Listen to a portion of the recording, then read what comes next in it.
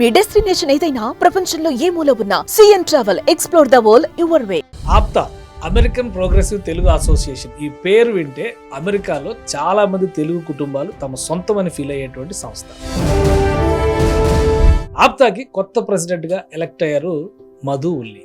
నమస్కారం అండి. అక్కడ Trump waiting to take charge, ఇక్కడ మీరు రెడీగా ఉన్నారు. ఇప్పుడు మొత్తం 100% స్వీప్ కదా మీది, మీ ప్యానల్. ఎలా స్టార్ట్ అయింది మీ ప్రస్థానం? మామూలుగా అందరు వెళ్ళినట్టుగానే 2 సూట్ కేసులతో బయలుదేరి వెళ్ళాము. ఏదో ఒక రకంగా సొసైటీకి హెల్ప్ చేయాలన్న ఆలోచనే నన్ను ఈ ఆర్గనైజేషన్ వైపు మరల్చడం జరిగింది.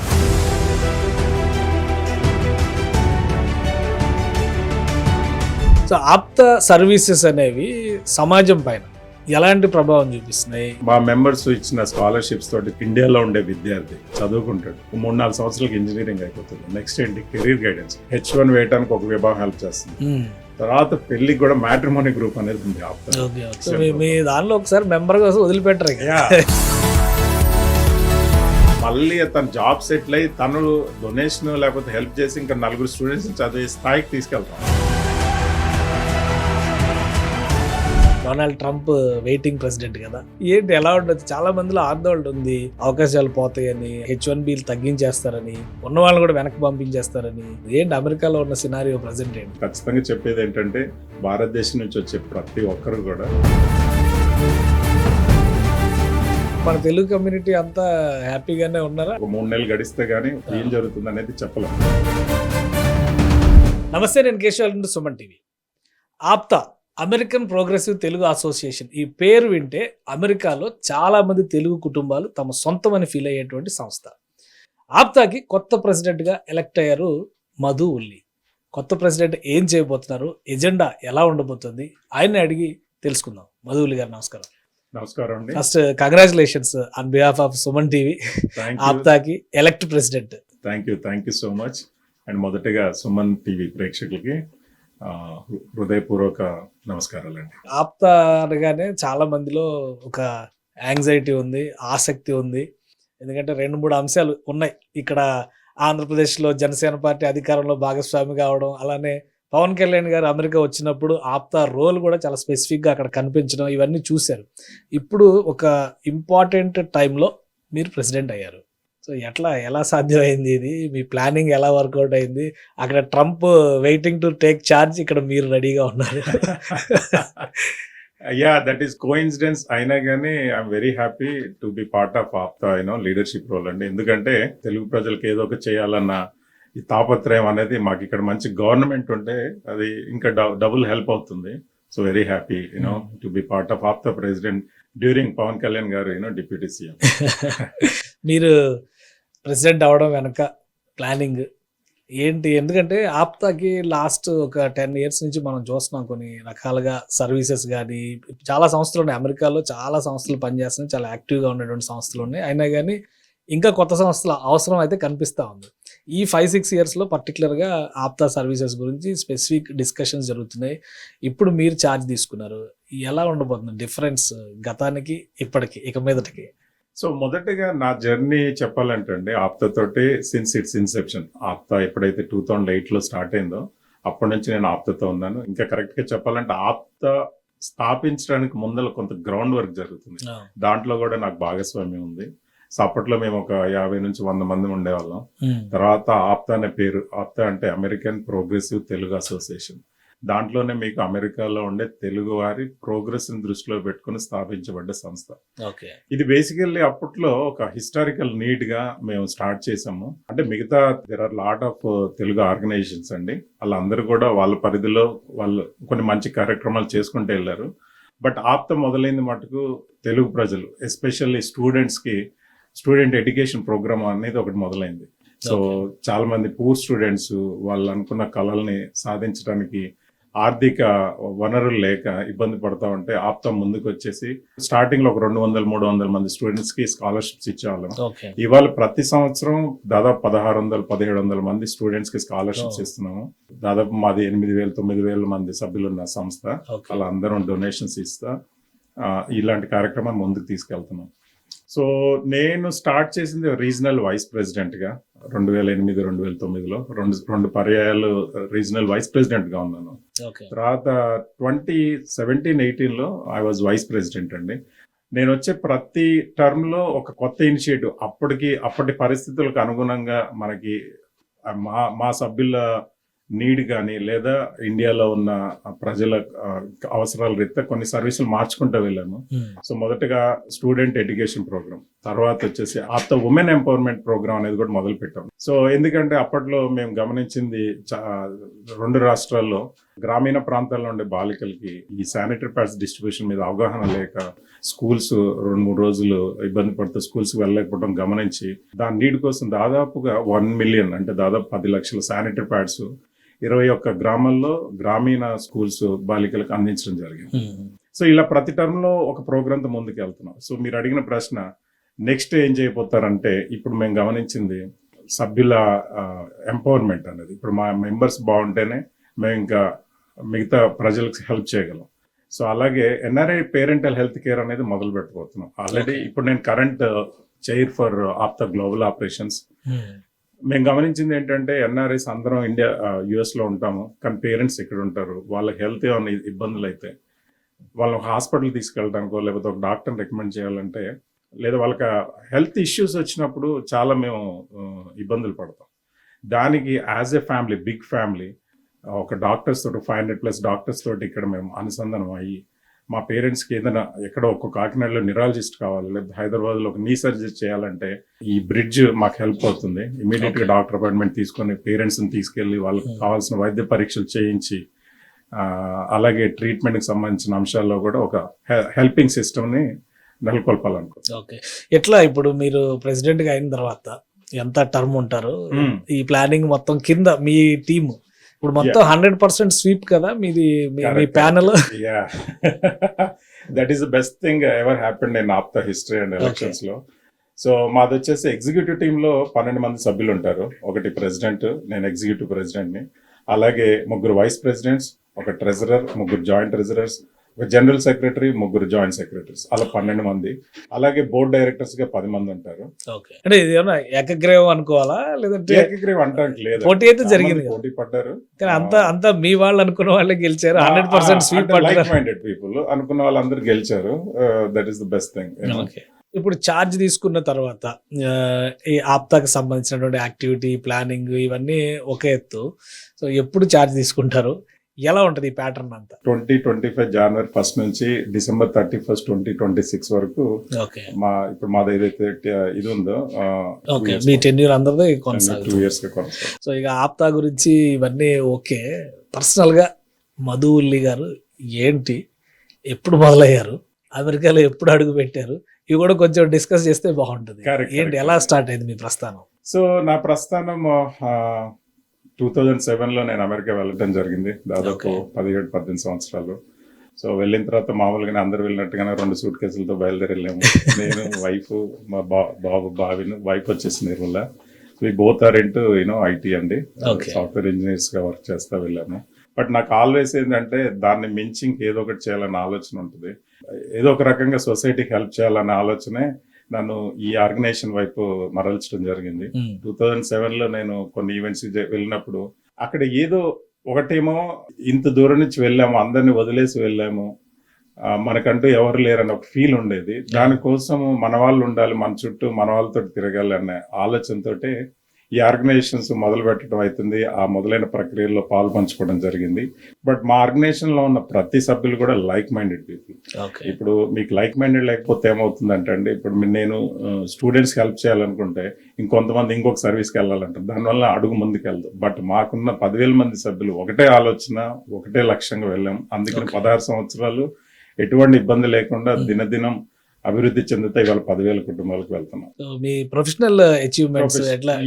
2007లో అడుగు పెట్టిన తర్వాత పెట్టేసి సాఫ్ట్వేర్ ఇంజనీర్ గా కంటిన్యూ అవుతా, వైఫ్ కూడా IBM లో సాఫ్ట్వేర్ ఇంజనీర్ గా కొనసాగుతా.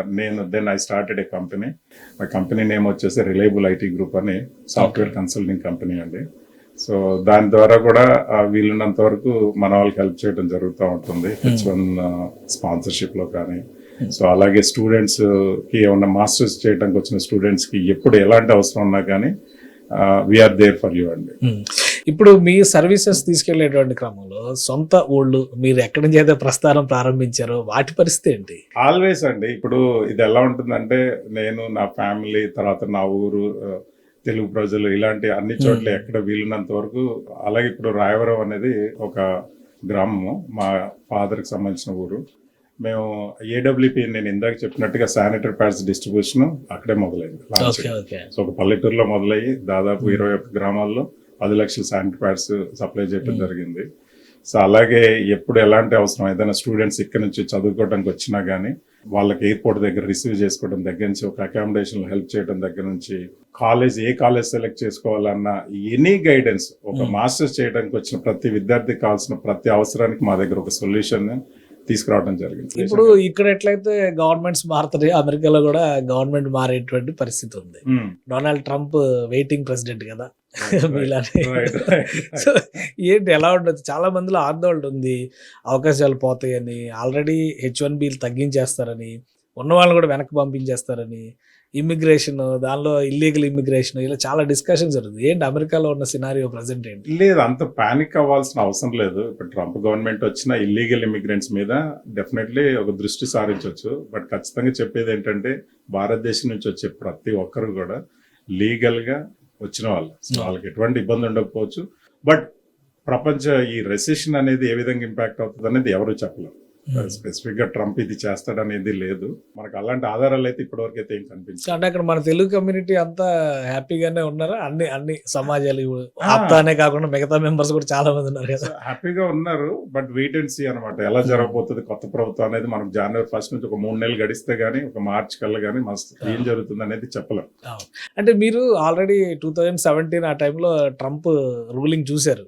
సో ఆయన ఐడియాలజీ, ఆయన ప్రిన్సిపల్స్ ఎలా ఉన్నాయి, అవి ఏమన్నా ఎఫెక్ట్ చూపించేవా? లేదంటే ఎక్కువగా మాట్లాడుతుంది ఆ బార్డర్లో ఉన్నటువంటి మెక్సికో, ఈ బార్డర్లో ఉన్నటువంటి కెనడా, వీటి గురించి మాట్లాడుతున్న అంశాలనే చూస్తున్నాము మనం చూసి ప్యానిక్ మనం అనవసరంగా ప్యానిక్ అవుతున్నాము.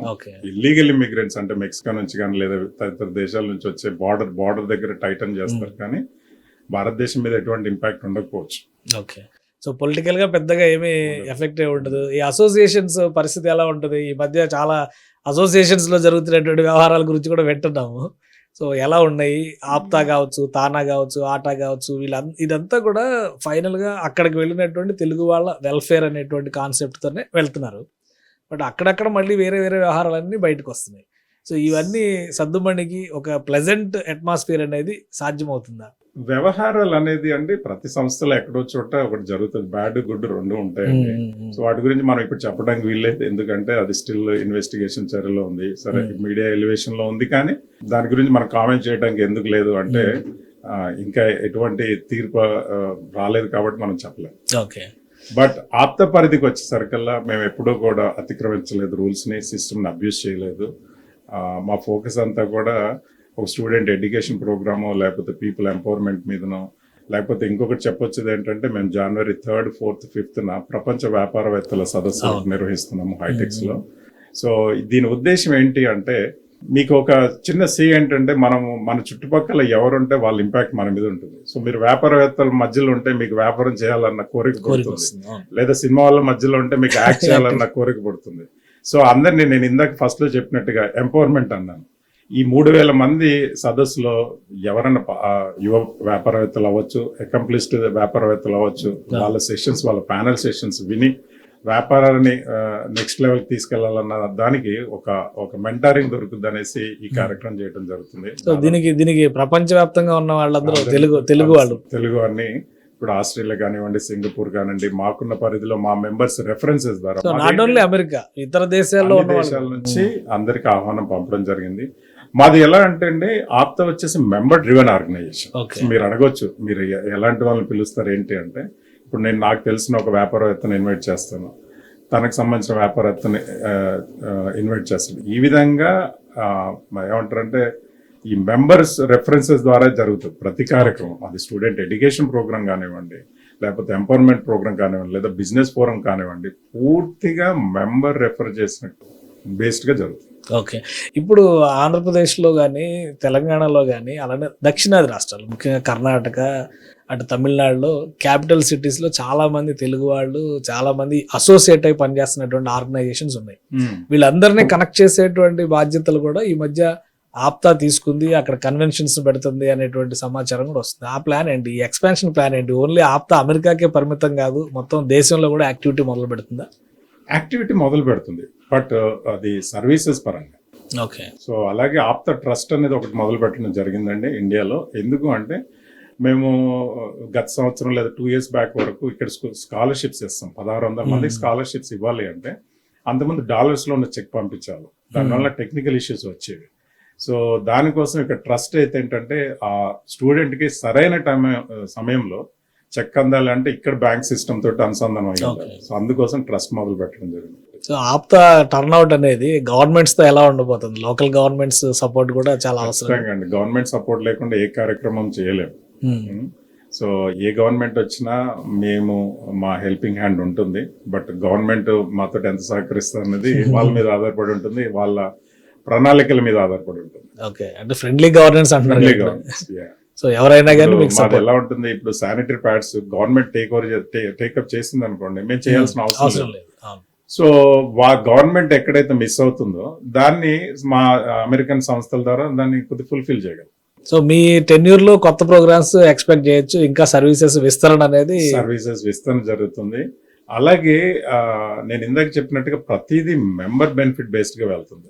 మేము ఒకటి గమనించింది ఏంటంటే అమెరికాలో మనకి ఇండియాలో వచ్చేసేసి వారసత్వం డిఫాల్ట్ వస్తుంది, బట్ అమెరికాలో అలా కాదు, మీకు ప్రతిదీ డాక్యుమెంటెడ్ గా ఉండాలి. దానికోసం ఏంటంటే ఈ విల్ అండ్ ట్రస్ట్ అలాంటిది ఎన్రోల్మెంట్ జరగాలి, అంటే వీల్ నెంబర్ డెఫినెట్ గా రాయాలి. సో వాటి మీద ఒక అవగాహన తీసుకురావడానికి డ్రైవ్స్ తీసుకెళ్లాలనేది ఒకటి ఆలోచన. అలాగే ఇప్పుడు మనం చూస్తూ ఉంటాం, ఎవరికైనా ప్రమాదం జరగంగానే గో ఫండ్ అనేసి ఫండ్ రైజింగ్కి వెళ్తూ ఉంటారు. ఈ బాడీ పంపించాలంటే కూడా ఒక $7,000-8,000 కోసం పబ్లిక్ లో ఫండ్ రైజింగ్కి వెళ్లే పరిస్థితి రాకూడదు మా మెంబర్స్ కి. అందుకోసం ముందు జాగ్రత్తగా 100% ప్రొటెక్టెడ్ ఆర్గనైజేషన్ అనిపించుకోవాలి అంటే కనీసం ప్రతి ఫ్యామిలీకి కనీసం ఒక టర్మ్ పాలసీ లాంటిది ఉండాలి, $1 million కానీ. అలాగే విల్ అండ్ ట్రస్ట్ ఎన్రోల్మెంట్ ఖచ్చితంగా చేయించాలి ప్రతి మెంబర్ తోటి. ఈ రెండు చేయించడం వలన we can call our organization is 100% protected family. So మా ఫ్యామిలీ మెంబర్స్, మా మెంబర్స్ ఎవరు కూడా ఈ ఫండ్ రైజింగ్ మీద డిపెండ్ అవ్వకుండా మన తర్వాత కూడా పీపుల్ అవేర్నెస్ తీసుకొచ్చి ఎన్రోల్ చేయించడం. సో ఇప్పుడు ఈ కొత్త ప్యానెల్ అంతా కూడా ఈ వీటిపైన ఎక్కువ ఫోకస్ చేస్తారు. అలాగే మెంబర్షిప్ మాది ఇవాళ 10,000 మంది ఉన్నారు, బట్ మా లైక్ మైండెడ్ పీపుల్ అందరినీ ఒక 20,000 మందికి చేర్చాలనేది మా ఆలోచన. ఓకే.